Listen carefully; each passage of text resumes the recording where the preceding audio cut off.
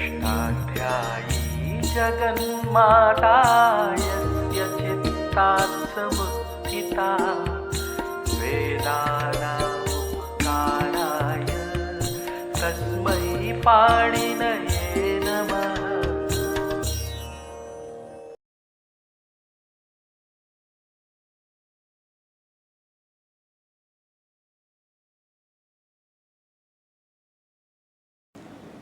नमः पाणिनये। हम लोग पौष्पी प्रक्रिया विज्ञान के अनुसार धातुओं से प्रत्यय लगने पर होने वाले अंग कार्यों का विचार कर रहे हैं। धातुओं से लगने वाले जो सार्वधातुक प्रत्यय होते हैं इनका हमने परिगणन कर लिया। लट लोट लंग विधि 4 लकारों के प्रत्यय जो हैं वे 74 हैं और 9 कृत हैं। क्षत्रि शानत चानस शानन खश शायी शब्दी शब्दी। 7 विकरण हैं। शप शन श्नु श श्नम श्ना और शायज। ये मिलाकर कुल 90 प्रत्यय हुए। 74, 9 और 7। ये 90 प्रत्यय सार्वधातुक हैं। इनके 2 वर्ग बने, पित और अपित। तो इनमें से तीसीमी तासा अम तू आनी आव आम अय्या वाही आम हई, ये 13 तिंग और 1 विकरण श। ये 14 प्रत्यय ही पूरी सार्वधातुक प्रक्रिया में पित हैं और बाकी सब अपित हैं। अंग कार्य के लिए हमने प्रत्ययों को 2 विभाग बनाए, पित और अपित। फिर हमने पित के 2 विभाग बनाए, हलादि पित अजादि पित, और अपित के भी 2 विभाग बनाए, हलादि पित अजादि पित। तो सार्वधातुक प्रत्यय जो 90 हैं ये 4 हिस्सों में बट गए। इनमें से तीसीमी और तू तासा ये 6 हल हो गए, हलादि पित। और आनी आव आम अय्या वाही आम हई लंग लकार का अम, ये 7 हो गए, अजादि पित। और जो शब्द विकरण है ये भी अजादि पित हो गया। बचे हुए सारे प्रत्यय अपित हैं। इनमें जो हल से आरंभ हो रहे हैं, तस थस वस मस,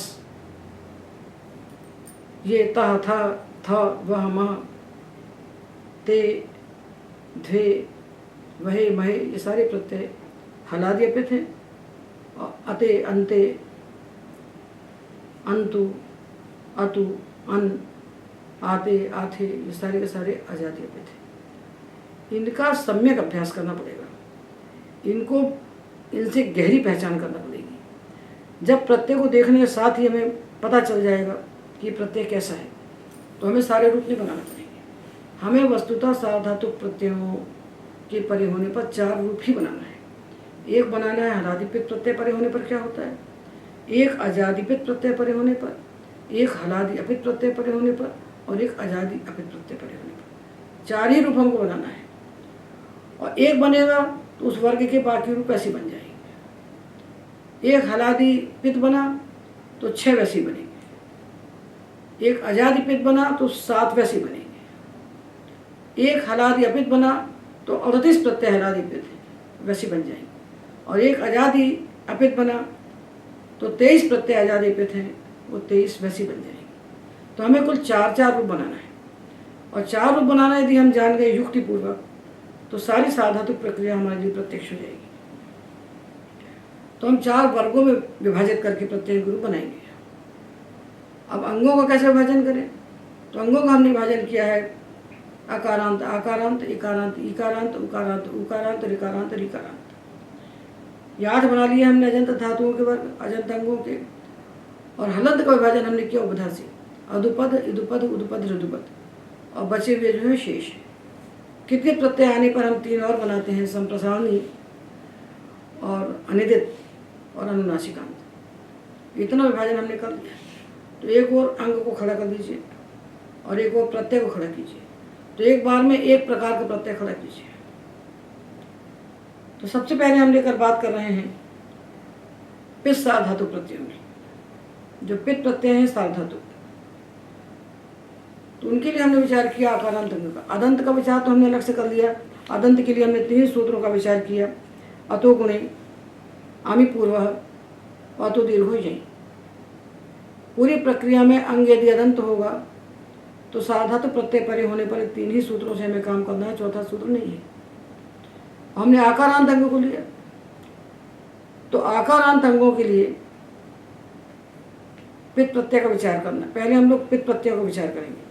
हमने प्रत्ययों के 3 वर्ग बनाए हैं, रास्ते 3 बनाए हैं।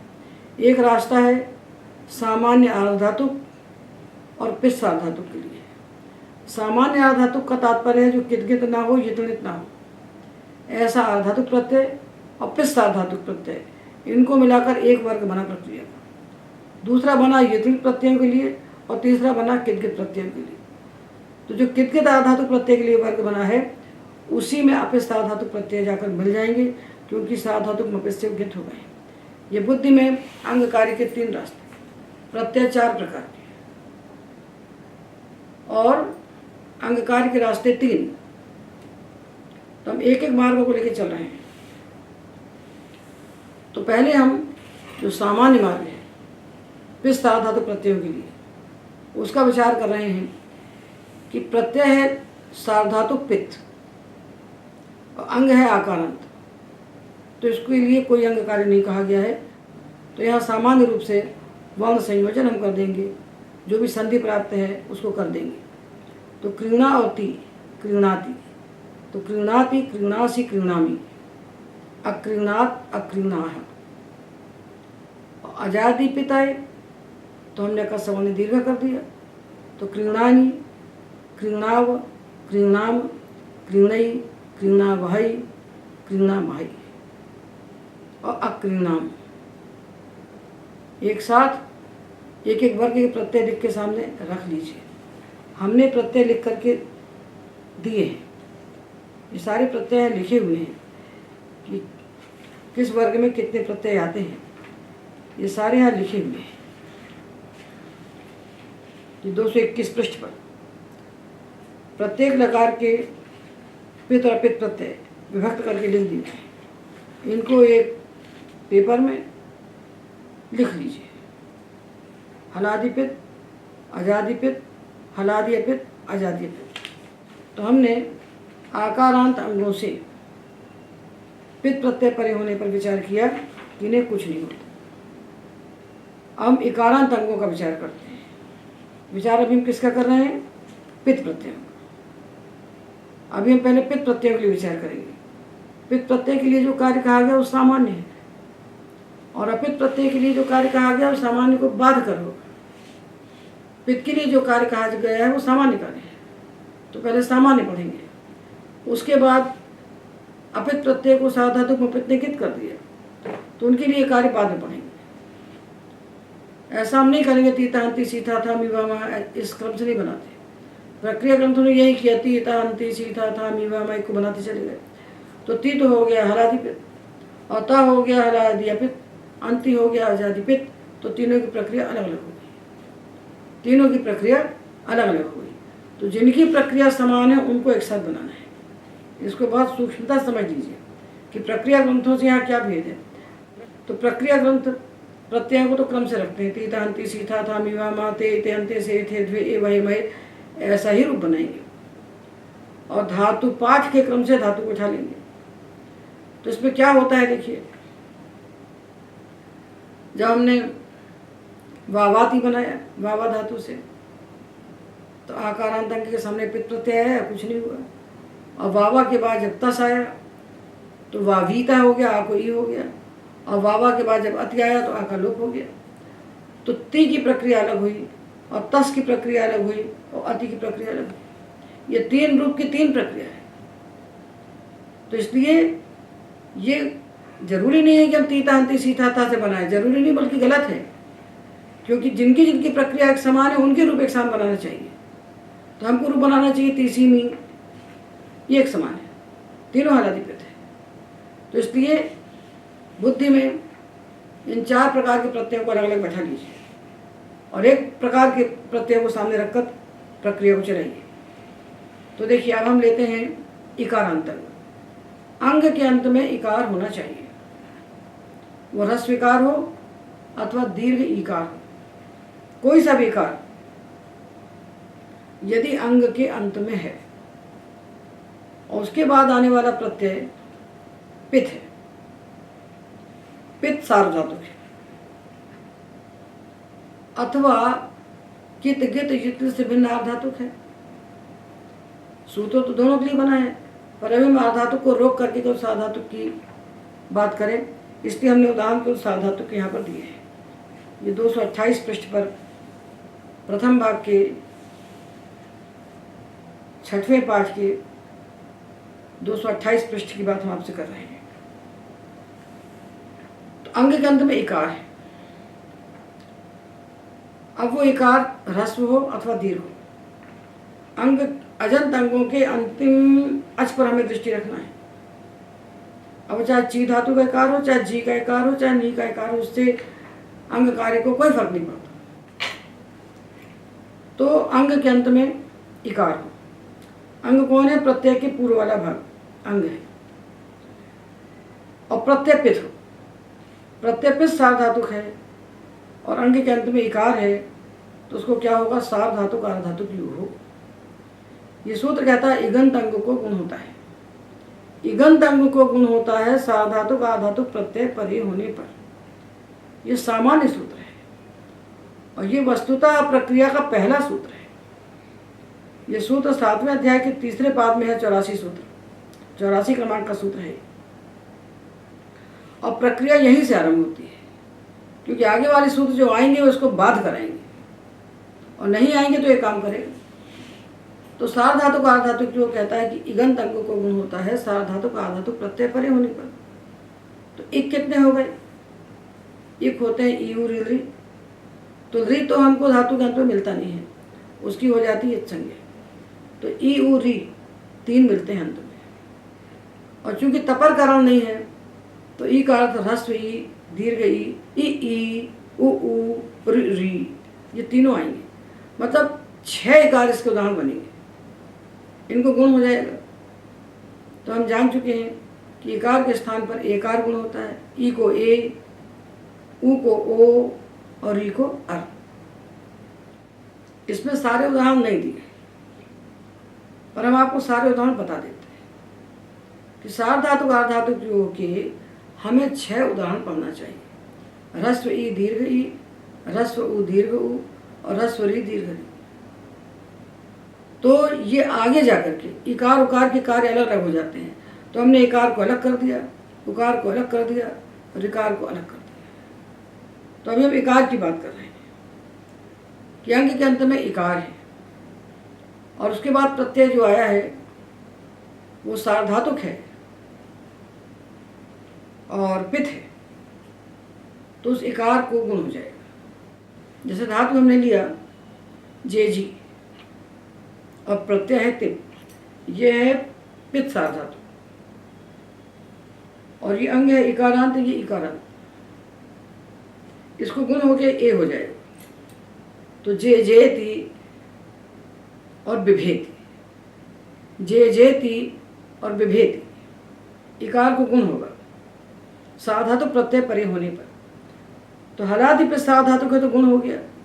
यदि प्रत्यय अजाति पे सार्वधातुक है, विभि और आनी, तो पित है, पित होने से ई को गुण हो गया और गुण होके विभे बन गया।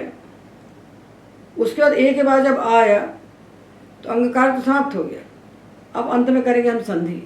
तो संधि में क्या हुआ? ए को एचो यवा यवा से आय हो गया, तो विभय और आनी, विभयानी। इकारांत अंग के लिए,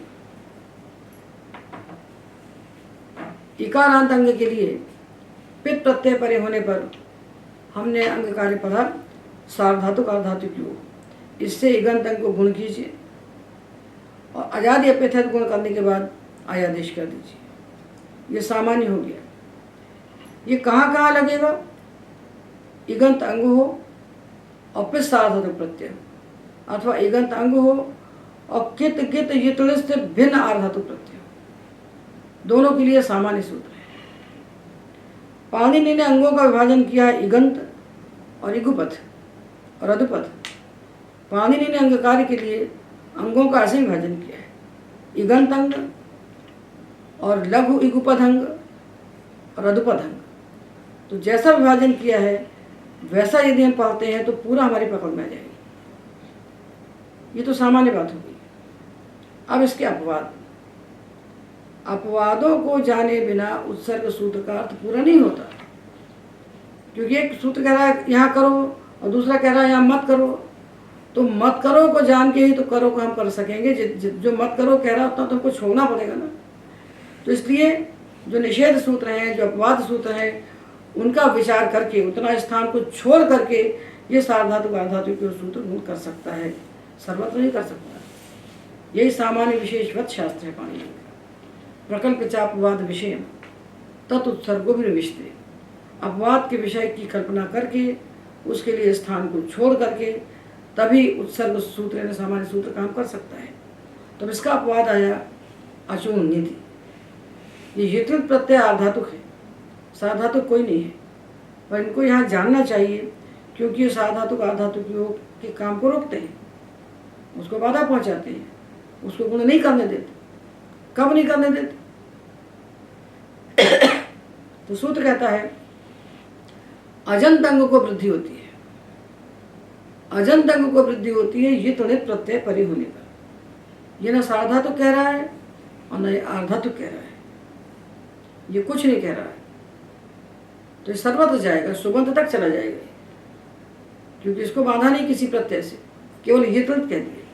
तो प्रत्यय यित हो या प्रत्यय अनित हो, यकार की संज्ञा हुई हो जैसे घय, नकार की संज्ञा हुई हो जैसे अण, निच, नमुल इत्यादि।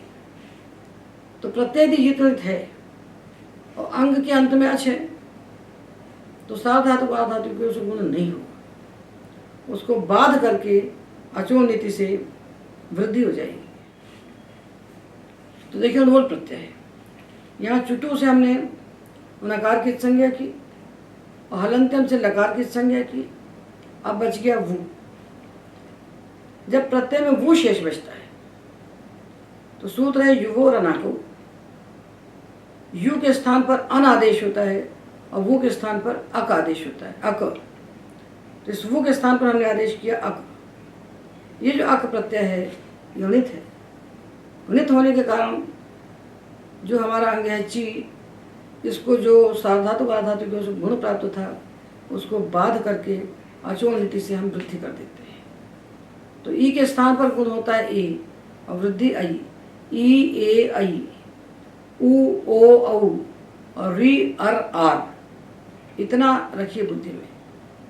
ई का गुण ए और ई की वृद्धि आई, उ का गुण ओ और उ की वृद्धि औ, री का गुण अर और ई की वृद्धि आर। ये हम पढ़ चुके हैं कि उरण रपरा सूत्र रिकार के स्थान पर होने वाले अण को रपर कर देता है। तो री के स्थान पर जब गुण होगा तो अर बनेगा और वृद्धि होगी तो आर बनेगी। ई ए आई, उ ओ औ, री और आर। तो प्रत्यय यित है तो हम अजंत अंग को वृद्धि करेंगे। किसको बाध कर करेंगे? सार्वधातुक आर्धातुक योग को बाध कर करेंगे। बाधना यानी उसको रोक देना, उसको काम नहीं करने देना। तो उसको काम नहीं करने देंगे तो धातु है ची, उसे प्रत्यय लगाया अनुल, तो यूनित है। तो सार्वधातुक आर्धातुक योग से यहाँ गुण प्राप्त हुआ। सार्वधातुक आर्धातुक योग कहता है इसको गुण करो, तो अचोनिति कहेगा यहाँ आप गुण नहीं कर सकते क्योंकि प्रत्ययानित है। तो प्रत्ययानित होने से यहाँ हमने वृद्धि कर दी, तो ई को वृद्धि हुई आई, तो चई और अक। अब अंग कार्य जब हो गया तो सबसे अंतिम कार्य है प्रक्रिया का संधि करना। तो एचो यवाया से हमने आई के स्थान पर आय आदेश किया तो बन गया चाय का। और नी और नवुल के स्थान पर अक, अचोनिति से नी को वृद्धि, तो नी को हो गया नई और आई को एचो यवाया से आय आदेश करके नायका, ची चई चायका और नी नई नायका। ये सार्वधातुक आर्धातुक योग का अपवाद बना। तो अब सार्वधातुक आर्धातुक योग का क्या अर्थ बन गया? सार्वधातुक आर्धातुक प्रत्यय परे होने पर, ये से भिन्न सार्वधातुक आर्धातुक प्रत्यय परे होने पर एक अंत को गुण होता है। ये बन गया। ये सूत्र आया तो उसने कहा देखो भाई जितने तो तुमको नहीं करो, वहाँ वृद्धि करेंगे। तो सूत्र का तो बदल गया। अब क्या बन गया? जितने से भिन्न सार्वधातुक आधातुक प्रत्यय परे होने पर इगंत अंग को गुण होता है। अब एक और आ गया किंगित च। ये कहता है किदगित प्रत्यय यदि है, किदगित प्रत्यय परे होने पर चाहे किदगित सार्वधातुक हो और चाहे किदगित आर्धातुक हो, तो गित सार्वधातुक कौन होता है? अपित। अपित सार्वधातुक कित, तो किदगित आर्धातुक प्रत्यय परे होने पर और अपित सार्वधातुक प्रत्यय परे होने पर इगंत अंग के स्थान पर गुण वृद्धि आदेश नहीं होता। यदि प्रत्यय अपित सार्वधातुक है तो जो गुण सार्वधातुक आधातुक की ओर से कहा जा रहा है वो नहीं होगा। अब इसके हिस्से से 4 प्रत्यय निकल गए। सार्वधातुक आधातुक की जो सामान्य सूत्र था जो कह रहा था कि सारे एक के स्थान पर आप गुण कर दीजिए इगंत अंग के स्थान पर, और सारे सार्वधातुक आधातुक प्रत्यय परे होने पर कर दीजिए, सामान्य सूत्र है। तो 2 सूत्र उसके बाधक बन गए, अचोनिति और किंगित। एक कहता है यित प्रत्यय परे होने पर हम वृद्धि करेंगे और दूसरा कहता है किदगित प्रत्यय परे होने पर हम गुण वृद्धि नहीं होने देंगे। तो 4 निकल गए। अब सार्वधातुक आधातुक योग का अर्थ क्या बना? अब जो अर्थ बना यही इसका असली अर्थ है, वास्तविक। अपवाद को हटाने के बाद, अपवाद को घटाने के बाद जो उत्सर्ग सूत्र का सामान्य सूत्र का अर्थ बना वही उसका वास्तविक अर्थ होता है। इसलिए कभी भी सूत्र को देख करके सीधा उसका जो अर्थ दिखता है आपाततः वो अर्थ नहीं करना चाहिए। ऐसा करने से ही भूल होती है। तिंक्षित सार्वधातुक हम करते थे, हम कहेंगे तिंग प्रत्यय सार्वधातुक संज्ञक होते हैं तो 10 लकारों के तिंग सार्वधातुक हो जाएंगे और प्रक्रिया का नाश हो जाएगा, क्योंकि सार्वधातुक तो 4 ही लकारों के होते। तो तिंक्षित सार्वधातुकम के पीछे जो प्रपंच जुड़ा हुआ है बड़ा भारी, लिच लिंगा शिशि सतासी लिटो सिंह बहुलम लेती चिली लूंगी, ये सारे प्रपंच को घटाने हटाने के बाद जो बचता है तो 4 ही लकार सार्वधातुक रह जाते हैं। तो ये पाणिनि की प्रक्रिया उत्सर्गापवाद से बना हुआ शास्त्र है। सामान्य उत्सर्ग कर्तव्य तद विशेषण अपवाद है। तो सामान्य से उत्सर्ग क्या किया कि इगंत अंग को गुण होता है। किस प्रत्यय? बोले सारे सार्वधातुक सारे आधातुक में कर दो, ये सामान्य शास्त्र हो गया। अब विशेष आ गए। विशेष कौन हुआ? अचोनिति और किंगित। तो ये तलित और किदगित 4 को छोड़कर अभी होगा। तो सार्वधातुक आधातुक योग का अर्थ बना कित गित यितलित से भिन्न सार्वधातुक आधातुक प्रत्यय परे होने पर इगंत अंग को गुण होता है। तो किदगित पे क्या होता है? वो गुण का निषेध होता है। और यितलित पे क्या होता है? वहां वृद्धि हो जाती है। अब एक अपवाद और, जितने भी अपवाद हैं जिस सूत्र को हम जहाँ पढ़ें उसके साथ ही उसके सारे अपवादों को वहाँ उपस्थित करके देख लें तो सूत्र का वास्तविक अर्थ हमारे बुद्धि में प्रकाशित हो जाएगा। जहाँ जिस सूत्र को पढ़ते हैं हम उसके सारे अपवादों को हम यदि वही जान लेते हैं तो उन अपवादों को घटाने के बाद जो अर्थ बचता है सूत्र का वास्तविक अर्थ वो हमारी बुद्धि में प्रकाशित हो जाता है और हमें कभी भ्रम नहीं होता। तो हम अगला अपवाद पढ़ रहे हैं दीदी वेवी टांग। दीधिंग वेविंग 2 धातु हैं, दोनों छांदस हैं, वेद में होते हैं। तो दीधि वेवी धातुओं को और जो इट होता है, इट कौन है? आर्धातुक प्रत्यय को होने वाला आगम, आर्धातुक का सेठ वाला आदेश होने वाला इडागम। इनको कभी गुण नहीं होता और कभी वृद्धि भी नहीं होती। तो जो हमने गुण पढ़ा और वृद्धि पढ़ी तो दीधि वेवी 2 धातु हैं, और तो जो हमने गुण पढ़ा और वृद्धि पढ़ी ये गुण वृद्धि कार्य दीधि वेवी धातुओं को कभी नहीं होते, और जो इडागम का इट है उसको भी कभी गुण नहीं होता। तो दीधि धातु से हमने लिया प्रत्यय आई आवहई आमहई, ये प्रत्यय पित है, लोटाकार के प्रत्यय पित है और सार्वधातुक है। तो ई को सार्वधातुक आर्धातुक से गुण होना चाहिए था, क्योंकि गुण 2 जगह नहीं होता, किदगित में नहीं होता और यितलित में नहीं होता। और ये आई आवाही जो प्रत्यय है ये न तो किदगित है और न ये यितलित है। तो इनके परे होने पर दीधि वेवी के इकार के स्थान पर सार्वधातुक आर्धातुक सूत्र से गुण होना चाहिए था। पर विशेष सूत्र उसके लिए बना दिया पाणिनि ने। तो विशेष सूत्र बना दिया इसके लिए पाणिनि ने कि दीधी वेवी धातुओं को गुण होते ही नहीं, और जो इट है उसको भी गुण नहीं होता, तब इनको गुण नहीं हुआ। दीधी आई, दीधी आ वही और दीधी आ महई, ये पित प्रत्यय परे होने पर भी इगंत अंग को गुण नहीं हुआ। तो ये सूत्र किसका बाधक बना? सार्वधातु का धातु होगा। किंग किसका बाधक बना? सार्वधातु का धातु होगा। अचोनिति किसका बाधक बना? सार्वधातु का धातु होगा। तो जब इनको गुण नहीं हुआ तो इनको यण हो गया। यण कैसे हुआ इसको हम आगे देखेंगे। तो एर अनेकाचो संयोग पूर्व से इनको यण हो गया, तो बन गया दीध्यई, दीध्या वही और दीध्या माही। इसी प्रकार वेवी से वेव्यई, वेव्या वही और वेव्या माही। अब इनके लिए एक सूत्र और है, ये व नयोर दीधी वेव्यो 7-4-53। पुस्तक सामने रखेंगे 229 पृष्ठ खोल करके, तो उदाहरण मिलते चले आएंगे। इतने सारे उदाहरण लिख के नहीं दिखाए जा सकते। पुस्तक को सामने रखिए और उनको उदाहरण को देखकर विचार कीजिए कि क्या प्राप्त है और क्या हो रहा है। तो दीधी धातु से हमने विधिलिंग लकार के आत्मनेपदी प्रत्यय लगाए, ईत ईयाताम ईरन, ईथा ईयाथाम ईध्वम, ई ईवही ईमही। ये सारे प्रत्यय अपित है, इनके आदि में अच है ई, इसलिए आजादी अपित है। तो इनके परे होने पर साधातु का धातु की ओर से गुण तो हुआ नहीं, हो नहीं सकता, क्योंकि किंगिति चने उसको रोक दिया।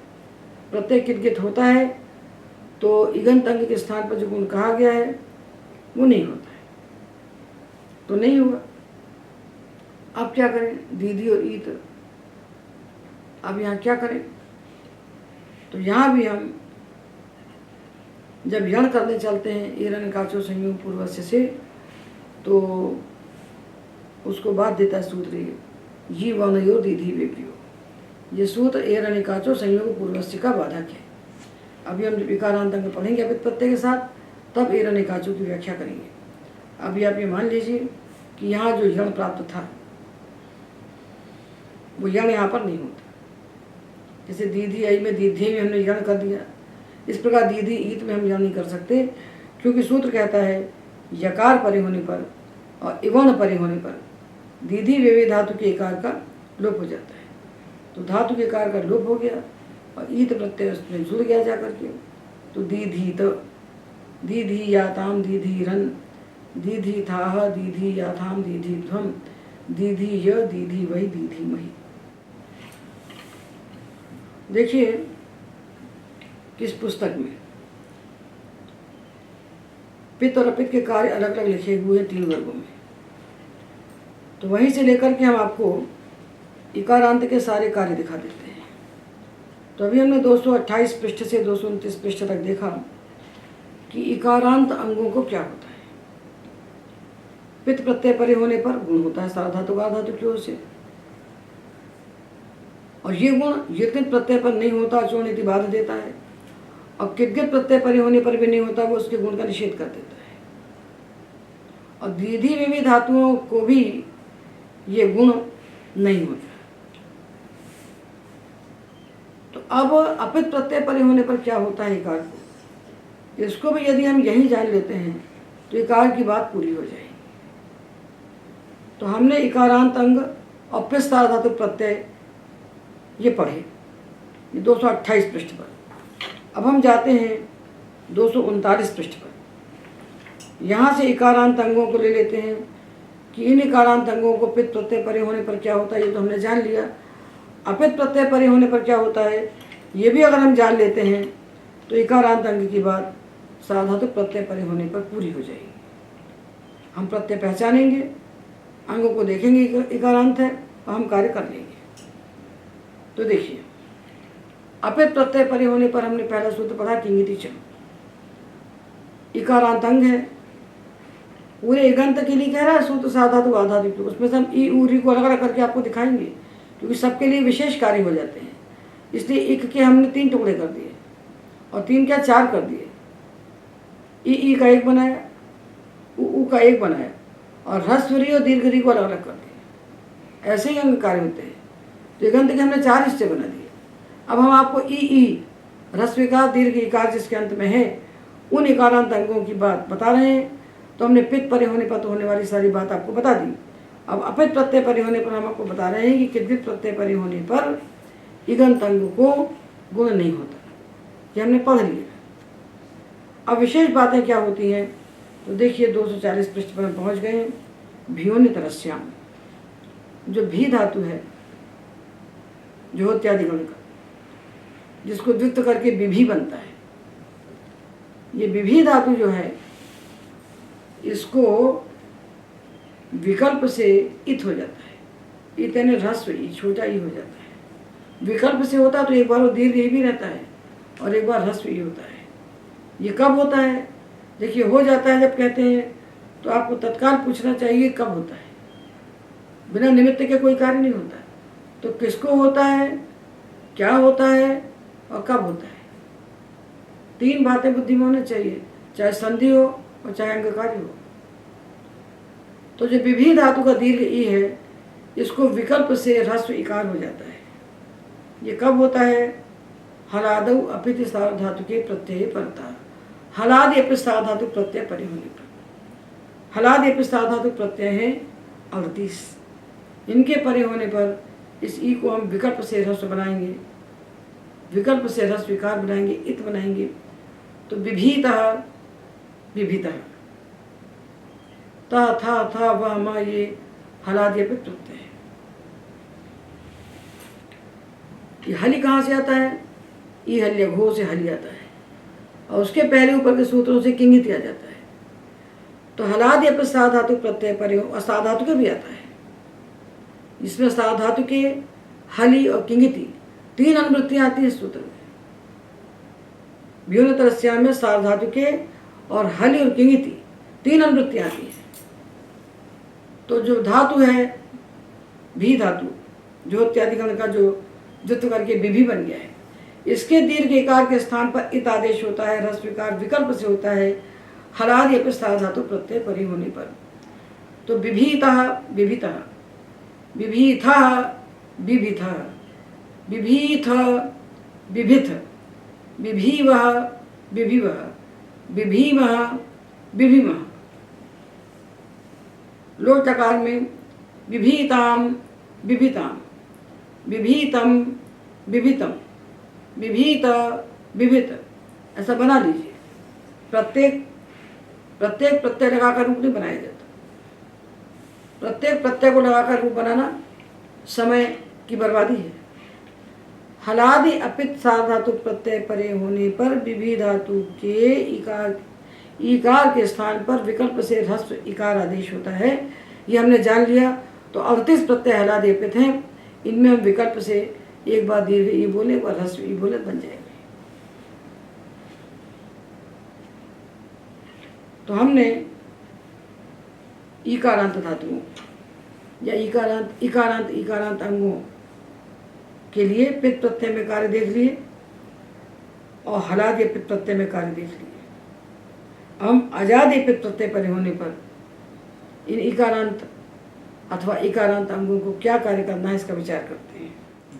विभी धातु है और आनी प्रत्यय है, आनी आवाम, ये पित्त है। तो ये कह रहा है इकार को हम इयंग बनाएंगे। कब बनाएंगे? अजादि प्रत्यय परे होने पर। और आनी प्रत्यय आजादी है तो हम इकार को इयंग बना देते हैं। तो क्या बना सकता है ये नहीं बना सकता, क्योंकि जब ये इकार को इयंग करने चलेगा तभी वहाँ पर साधातु आधातु की सूत्र आ जाएगा और वो कहेगा हम इकार को गुण करेंगे। तब तो दोनों खड़े हो गए। तो कौन हो? तो विप्रतिषेधे परम कार्य। दोनों प्राप्त हो तो पर कार्य करना चाहिए। तो पर कौन है? साधातु आधातु,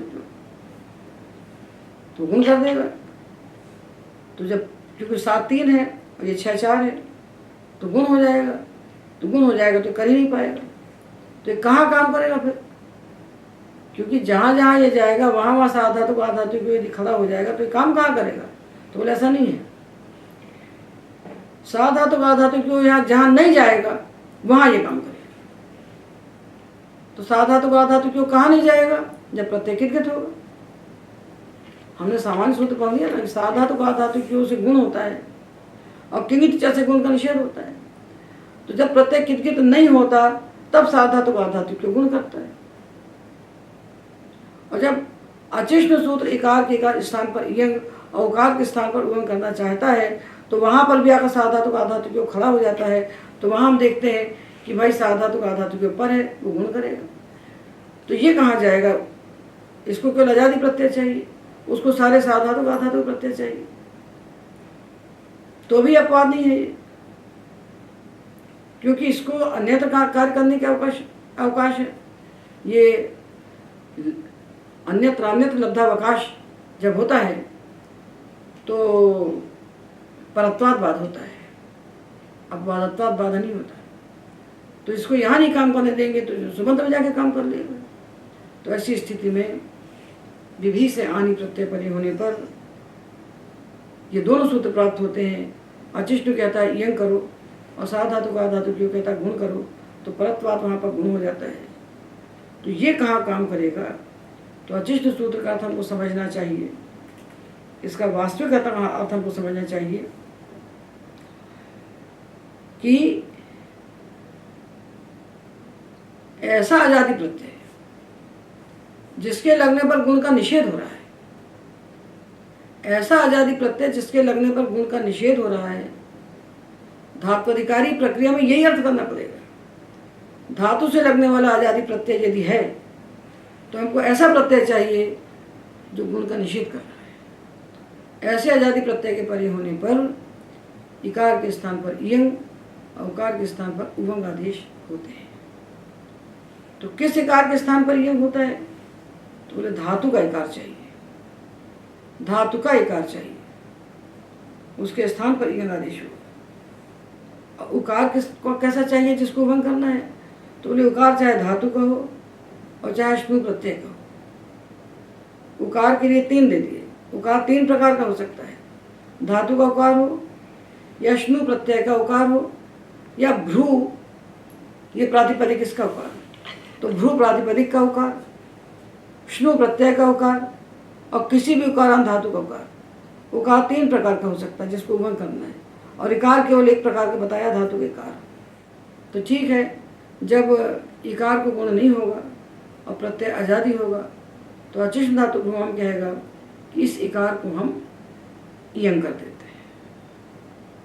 तो क्या सब जगह इयंग कर पाएगा? ये नहीं कर पाएगा। इसी प्रकरण में इसके 2 बाधक सूत्र बैठे हैं। ये 77वां सूत्र है। अगला आता है 6481। देखिए इण धातु है अदादिगम का, इससे जो शप लगा विकरण उसका आदि प्रत्यय शपा से रुख हो गया, तो ई के बाद अंति प्रत्यय आ गया। ये इकारांत धातु है और ये आजादी प्रत्यय है। ऐसा आजादी है जिसके लगने पर गुण नहीं हो सकता।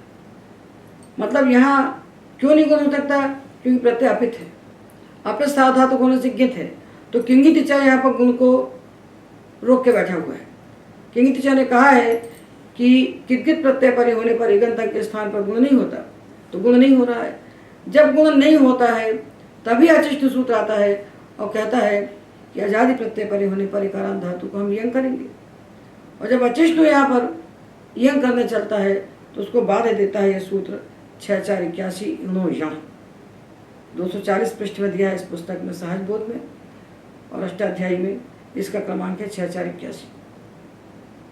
तो इनको क्या हो गया, यण, इसको यण हो गया, इनको यह हो गया, तो या और अंति ये बन गया यंति।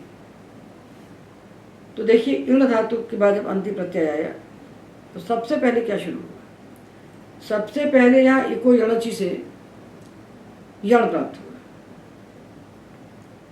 ये इक है और यच है, सबसे पहले इको यणचि से यण प्राप्त हुआ। उसको किसने बाधा, सार्वधातुक का आधातु क्यों ने कहा कि प्रत्यय तो सार्वधातुक है और ये अंग इगंत है, तो यहाँ गुण करेंगे हम। तो जब सार्वधातुक का आधातु क्यों उसको गुण करने चला, इको यणचि को बाध कर सार्वधातुक का आधातु क्यों से यहाँ गुण प्राप्त हुआ।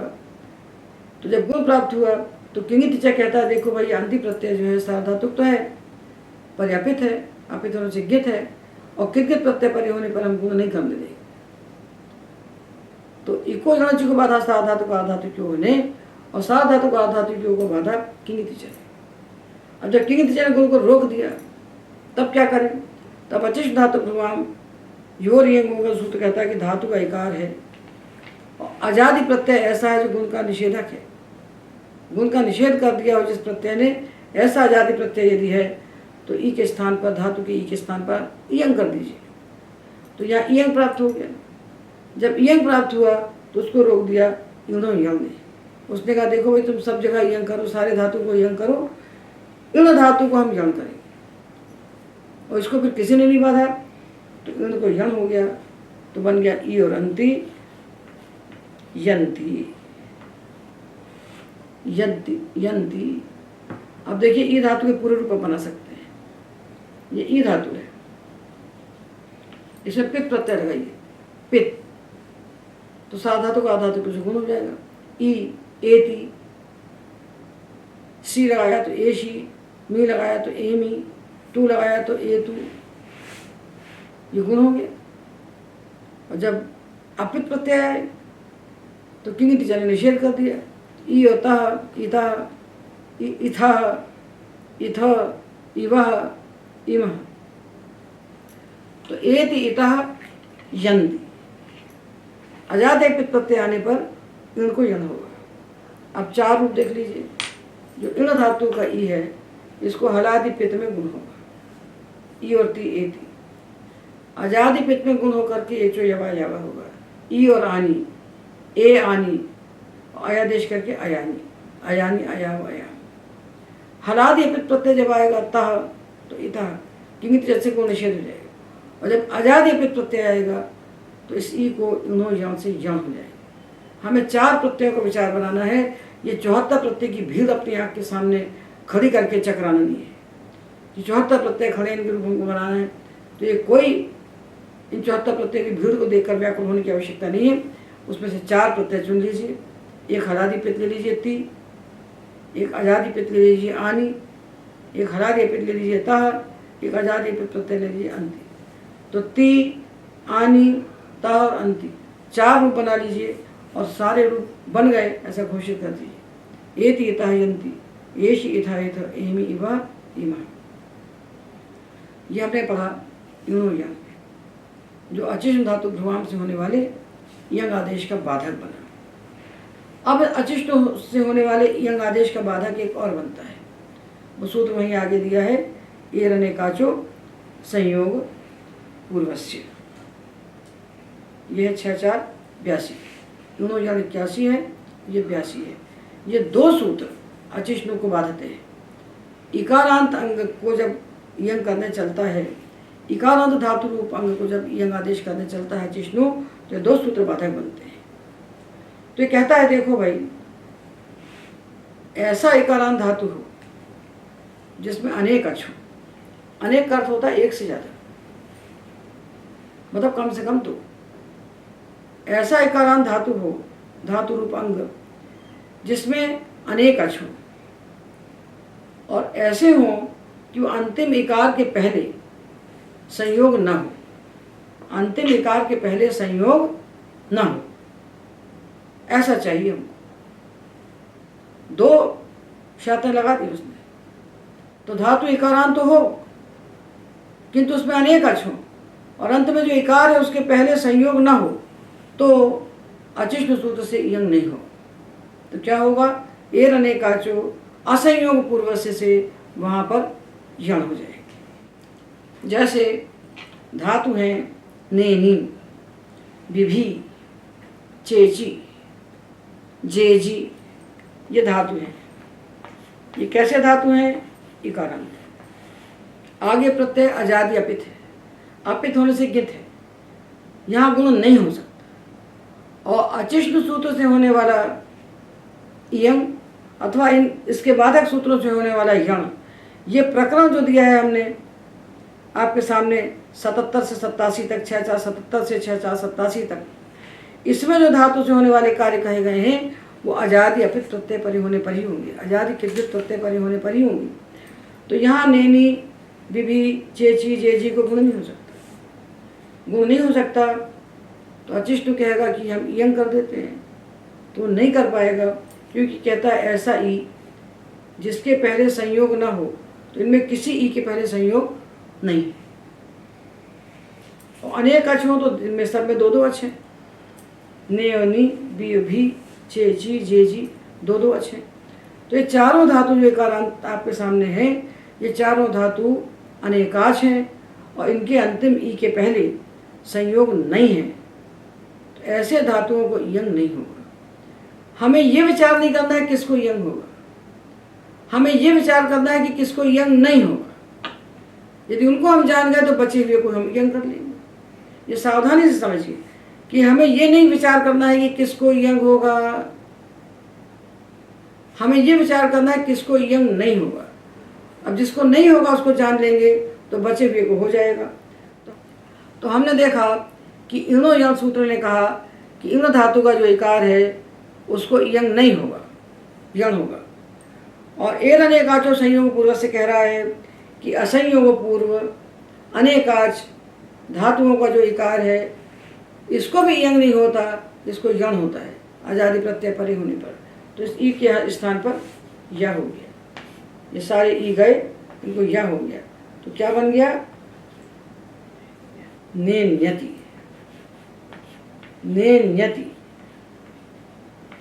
बिभ्यति, चेच्यति, जेज्यति, नेन्यति, बिभ्यति, चेच्यति, जेज्यति।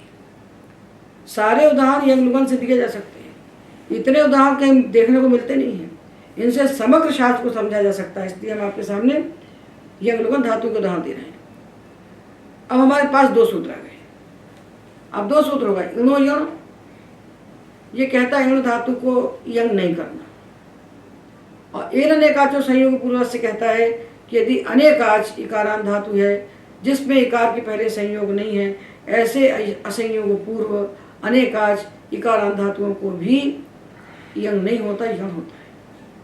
तो यंग किसको होता है? यंग होता है इन दो को छोड़कर, ये दो सूत्र के विषयों को छोड़कर। तो प्रत्यय अजादि अपित सार्वधातुक है, अजादि अपित सार्वधातुक प्रत्यय है, तो इण धातु को यंग नहीं होगा। और असंयोग पूर्व अनेकाच इकारांत धातु को यंग नहीं होगा।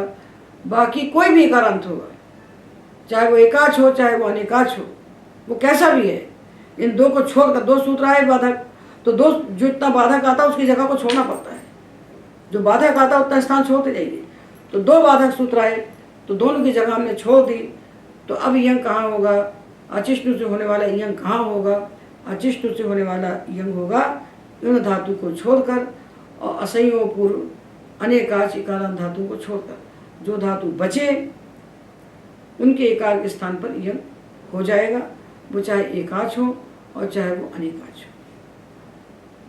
तो ये हमें नहीं जानना है कि यंग किसको होगा। ऐसा जानेंगे तो हम लपेटे में आ जाएंगे। इसलिए सीधा रास्ता हम बता रहे हैं कि यंग किसको होना है हम यह ना देखें, यंग किसको नहीं होना हम इसको देखें। क्योंकि दो सूत्र नहीं होने वाले बैठे हैं सामने, उसके सामने दो सूत्र बैठे हैं जो कहते हैं हम यहाँ तुमको यंग नहीं होने देंगे। इसके सामने दो सूत्र बैठे हैं जो कह रहे हैं तुमको यहाँ हम यंग नहीं करने देंगे। तो हम उन्हीं को जान लें कि जो यंग नहीं करने दे रहे हैं उनको हम जान लें, तो जो बच गया उसमें हम यंग करेंगे इकारांत धातु। तो देखिए, तो हमें जानना है कि यंग कहाँ करना है। तो हम जान गए हैं कि इण को यंग नहीं करना और असंयोग पूर्व अनेकाच इकार को यंग नहीं करना, तो बचे में करना है। तो जिर्ही धातु आया। देखिए ये अनेकाच है, अजादि अपित प्रत्यय है, किंतु इसके ई के पहले संयोग है हा और रा का। पेपरी में भी ई के पहले पा और रा का संयोग है। तो ये एर अनेकाचो का विषय नहीं बने। तो जहाँ एर अनेकाचो नहीं जाएगा वहाँ हम यंग करेंगे। तो यहाँ ई को हम यंग कर देंगे और यहाँ भी हम ई को यंग कर देंगे। तो क्या बनेगा? ई को हटाया और यंग को बैठाया, तो ये बन गया ई। जिह्रियति, जिह्रियति, पे प्रियति। यह अभ्यस्त धातु है, इसलिए हम अति प्रत्यय लगा रहे हैं। हम प्रत्यय को विचार कर चुके हैं। अभ्यस्त अंग है तो अति लगाना है, अनभ्यस्त है तो अंति लगाना है। तो पे प्रियति, ई को ई हो गया। और वी धातु को देखिए, ये तो एक ही अच है और संयोग नहीं है पूर्ण में, पर एक ही अच है। तो हमें एक अच अनेक आच की गिनती लगाना नहीं है, हमें दो को छोड़ देना है। ये वी धातु है, इसको यण हो सकता है क्या? नहीं हो सकता। यण दो को होता है, एक इण धातु को और एक असंयोग पूर्व अनेकाच को। तो इण तो है नहीं और ये अनेकाच भी नहीं है, तो इसको भी हम अचिष्णु सूत्र से इयंग कर देंगे। तो वी अंति, इसको इयंग हो गया तो बन गया वियंती, वियंती, वी अंति वियंती, जिह्री अति जिह्रियति, पेप्री अति पेप्रियति। हम इकार को सामने रखकर सारी बातें कर रहे हैं। इकार अंग के अंत में है तो पित्त प्रत्यय में क्या होगा? हलादि पित्त में। अजादि पित्त में क्या होगा? हलादि पित्त में क्या होगा? और अजादि पित्त में क्या होगा? ये सारे सूत्र इकट्ठे करके आपके सामने दे रहे हैं। तो इकारांत अंग के लिए साधातु प्रत्यय परे होने पर जो जो कुछ होना है वो सब हमारे सामने आ गया। हमको रूप 4 ही बनाना है, 5, 6, 7 नहीं बनाना है, और एक 5वां ही बनाना पड़ेगा हमको जुस के लिए। अब इकारांत अंगों के लिए हमें एक सूत्र विशेष और पाना है, तो इकारांत की बात पूरी हो जाएगी। ये लंग लकार में झी के स्थान पर हम जुस प्रत्यय करते हैं सिजभ्यस्त विधिभ्यस्त सूत्र से, तो जुस हो गया। और ये जुस में जकार की संज्ञा करके उस बना सकार को रुत्व सर करके ऊ बन गया। अब ये प्रत्यय कैसा है? सबसे पहला काम है प्रत्यय को पहचानना। पहचाने बिना आप कुछ कर नहीं सकते। आदमी सामने आता तो उसकी पहचान करना पड़ती है, बिना पहचान के आप व्यवहार नहीं कर सकते उसके साथ। तो प्रत्यय सामने आया तो पहचानिए, उससे पूछिए कि कैसे हो तुम, तो बताएगा कि हम सार्वधातुक प्रत्यय हैं। तो आप फिर पूछिए कैसे सार्वधातुक हो, तो हम बताएंगे, वो बताएगा अपित सार्वधातुक है। तो फिर पूछिए कैसे अपित सार्वधातुक हो तुम, तो बताएगा हम अजादि अपित सार्वधातुक। अब आपके सामने प्रकट होगा कि आपको क्या करना है। तो ये जुस प्रत्यय जो है अजादि अपित सार्वधातुक प्रत्यय है, और जितने अपित सार्वधातुक प्रत्यय होते हैं वे सार्वधातुक मपित सूत्र से गित हो जाते हैं। तो ये हो गया गित। जब गित हो गया तो इस ई को, विभि के ई को, जो सार्वधातुक आधातुक की ओर से गुण प्राप्त था उसको किंगिति चयन रोक दिया।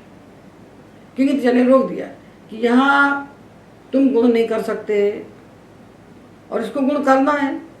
लोक में जुस परे होने पर गुण का रूप मिलता है। तो ये कैसे हो सकता है? सार्वधातुक आधातुक को कहता है करो और किंगिति च कहता है मत करो, तो अपवाद तो बलवान होगा ना, जो बाधा को ज़्यादा बलवान होता है।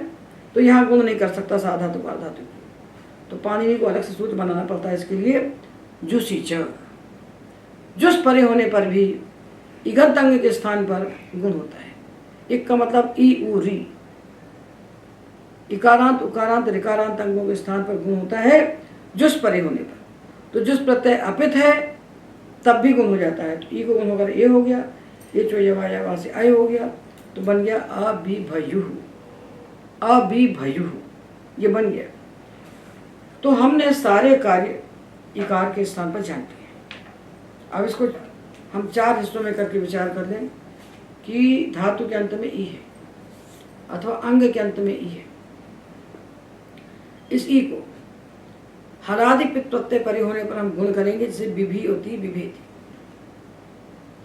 और अजादि पित्त प्रत्यय परे होने पर हम गुण करके चोयवायवा करेंगे, जैसे विभि आनी, विभे आनी, विभय आनी, विभय आनी।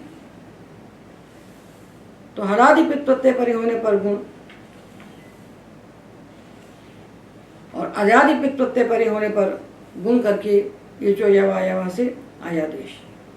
अब आया हलादि अपित। तो हलादि अपित प्रत्यय परे होने पर सबसे पहले सूत्र आएगा किंगिति च। वो कहेगा कित प्रत्यय परे होने पर गुण मत करो।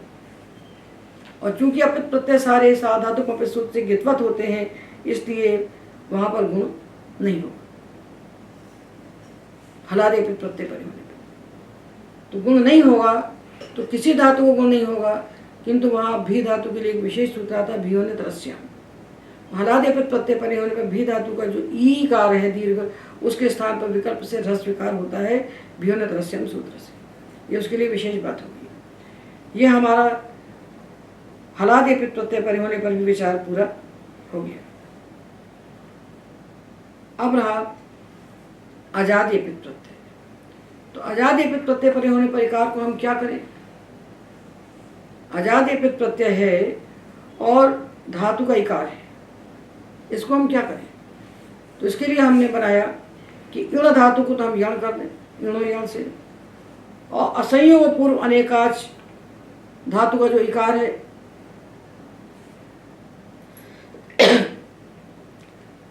उसे हम एर अनेकाचो संयोग पूर्व से यण कर दें, और इन दो को छोड़कर जितना इकार हमको दिखाई पड़ता है धातु का, उसके स्थान पर हम अचिष्ण धातु भ्रुवाम सूत्र से यंग कर दें। ये पूरी बात हमने इकार की कर ली। अब इसमें बाधक दो धातु आते हैं। एक तो आ जाता है दीधी वेवी टाम और ही वन दीधी वेव्यो। तो दीधी वेवी धातु ये विशेष धातु हैं, इनके लिए दो सूत्र हमने विशेष पढ़े कि दीधी वेवी को कभी गुण नहीं होगा, और जब गुण नहीं होगा और प्रत्यय अजादि आ जाएगा, आई आवही आवही, तब क्या करेंगे? और यदि हम अर्थ कर देते हैं कि अचिष्ण धातु भ्रुवाम में यदि हम किदगित लगा देते हैं, एर अनेकाचों में किदगित लगा देते हैं, तो हम मुसीबत पड़ जाएंगे कि दीधी।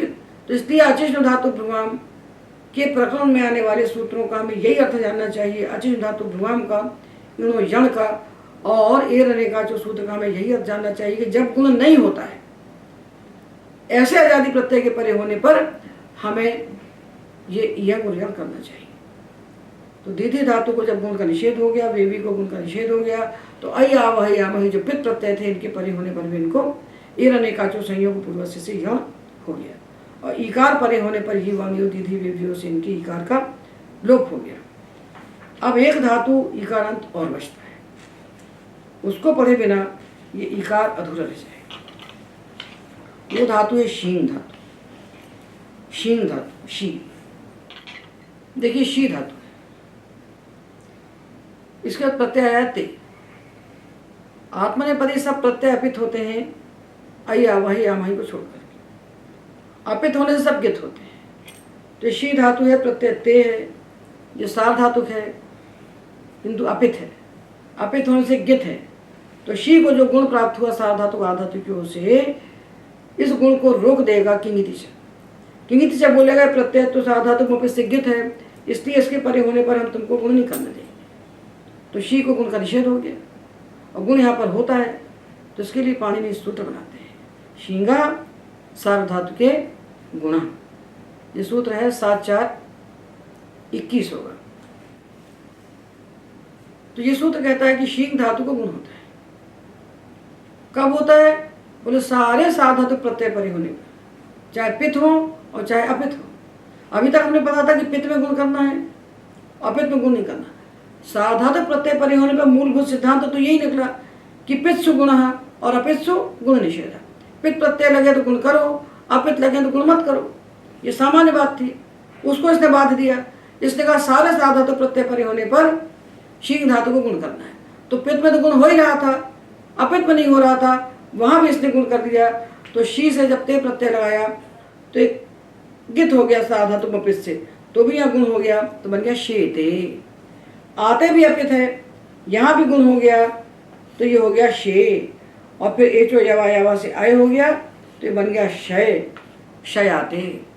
शेते शयाते, शे शयाते, शेध्वे, शये शेवहे, शेमहे। सारे प्रत्ययों में, सारे सार धातु प्रत्ययों में शी धातु को गुण हो गया। ये किसका बाधक बना? ये किंगितिचा को बाध कर इसने गुण किया। किंगितिचा जो यहाँ गुण को नहीं होने दे रहा था, उसको बाध कर इसने गुण किया। तो हमने इकारांत अंगों को होने वाले सारे कार्य पढ़ लिए कि इकारांत अंग है और प्रत्यय हलादिपित है, तो हम गुण करेंगे। आजादी पित है तो गुण करके हम आयादेश करेंगे, हलादि अपित है तो हम किंगिति च से गुण का निषेध करेंगे और भी धातु को विकल्प से हम रस स्वीकार कर देंगे। और सारा प्रपंच कहाँ बढ़ा? आजादी अपित में। आजादी अपित है तो हम इण धातु को तो यण कर देंगे एक। दूसरा कौन? असंयोग पूर्व अनेकाच जो इकारांत धातु है उसको भी यण कर देंगे।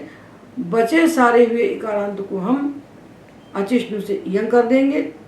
ये पूरा खेल खत्म हो गया।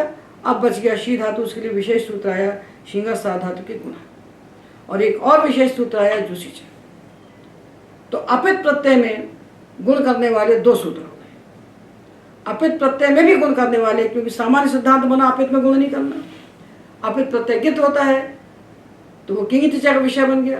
अपित प्रत्यय में गुण नहीं होता, ये सामान्य बात बनी। तो जुसी च ने कहा कि जुस परे होने पर अपित, जुस अपित प्रत्यय है इसके परे होने पर गुण होगा ईगंत अंग को। और शींगा सा धातु के ने कहा कि शींग धातु को गुण होगा अपित प्रत्यय है तो भी अपित सा धातु। तो जुसी च और शींगा सा धातु के गुण हैं। ये दो सूत्र किंगित च के बाधक बन गए। किंगित च ने जो ईगंत अंग को गुण का निषेध किया उसको बाध करके जुसी च ने ईगंत अंग को गुण कर दिया, और उसको बाध करके और किंगित च को बाध कर शींगा सा धातु के ने भी अपित प्रत्यय में गुण कर दिया।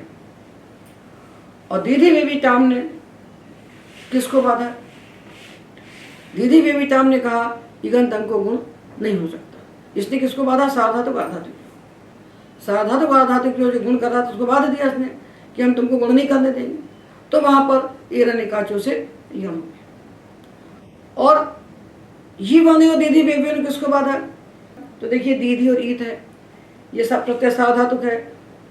तो सबसे पहले यहाँ क्या प्राप्त था? सबसे पहले तो अकस्माने दीर्घ प्राप्त था। उसको बाध करके सार्वधातुक आर्धातुक क्यों ने कहा इसको हम गुण करेंगे। तो किंगित च बोला कि देखो भाई ये प्रत्यय अपित होने से गेत है तो हम तुमको यहाँ गुण नहीं करने देंगे। तो किंगित च ने गुण निषेध किया। तो जब गुण निषेध किया तो अचिष्ण धातु भ्रुवाम कहता है इसी को हम यंग कर देंगे, क्योंकि जब गुण का निषेध होता है ऐसे आजादी प्रत्यय परे होने पर भी यंग कर सकता है। तो जब यंग करने चला तो एर अनेकाचो संयोग पूर्वक से कहता है कि देखो भाई अनेकाच इकारांत अंग है और संयोग पूर्व में नहीं है, आगे प्रत्यय आजादी है तो इसको हम यण करेंगे। तो एर अनेकाचो से यण प्राप्त हुआ, उसको बाध करके ये वाणी और दीदी बेबियों ने जी का लोप कर दिया, तो दीधी बन गया। तो इस प्रकार अकस सवर्ण से लेकर के ये वर्णों तक के पूरे बाध्य बाधक को देखते हुए हमने सारे बाध्य बाधक बताते हुए आपके सामने उपस्थित किया कि आपको क्या देखना है, किस धातु का रूप बना रहे हैं नहीं देखना है। हम शी का रूप बना रहे हैं कि नी का बना रहे हैं कि नैनी का बना रहे हैं कि जरूरी का, ये नहीं देखना। कि भुआदिगण का बना रहे हैं कि अदादिगण का, ये भी नहीं देखना। हमने आपको भुआदिगण से वी बता दिया, हमने आपको अदादिगण से वी और शी बता दिए, जोत्यादिगण से हमने जर्जी और भी बता दिए। तो ये रूप किसी गण के नहीं बनते हैं। गण से तो विकरण होता है, और विकरण होने के बाद हमको गण को भूल जाना चाहिए। हमें देखना चाहिए कि अब ये जो अंग हमारे सामने बैठा है ये अकारांत है कि इकारांत है कि उकारांत है कि ऋकारांत है, ये देखना। तो इकारांत अंग के लिए सारे साधु प्रत्यय परे होने पर हलादिपित अजादिपित हलादिपित अजादिपित परे होने पर सारे बाध्य बाधक को बताते हुए हमने इकारांत अंग के लिए सारे कार्य आपके लिए उपस्थित कर दिए। अब पूरे सावधातु में आप चले जाइए, क्योंकि ये कार्य किसी गण के लिए नहीं कहे गए। इन पूरे अंग कार्यों में किसी ने ये नहीं कहा कि फलाने गण के लिए कार्य करना है। गण से तो विकरण लगता है, किंतु प्रक्रियागण तो गण के भीतर बैठ के सारी प्रक्रिया सिद्ध करते हैं। तो विद्यार्थी को लगता है कि ये सूत्र इस गण का है। इन अंग कार्य के सूत्रों को और संधि के सूत्रों को किसी गण से कोई लेना देना नहीं है। इन अंग कार्य के सूत्रों को तो देखना है कि अंत में ई है कि अंत में ऊ है कि अंत में री है, वो किस धातु का है किस गण का, इससे इसका कोई प्रयोजन नहीं होता। तो हमने पाणिनि विधि से आपके सामने इकारांत अंग के लिए होने वाले सारे कार्य उपस्थित कर दिए। अब इतने सूत्रों को लेकर के यहाँ से आप यंग लुगंत तक दौड़ जाइए, आप कहीं स्खलित नहीं हो। जैसे हमने धातु बनाया नेनी, ये यंग लुगंत है। पित में गुण किया तो नेने थी, हलादि पित्त को निषेध किया तो नेनीता। और जब अजादि अपित आया अति, तो हमने देखा कि देखो भाई अति तो अजादि अपित प्रत्यय है, गित है, नेनी को गुण नहीं हो सकता। तो जब इकार के लिए गुण नहीं होता तो दो रास्ते होते हैं, यंग करना है या यण करना है।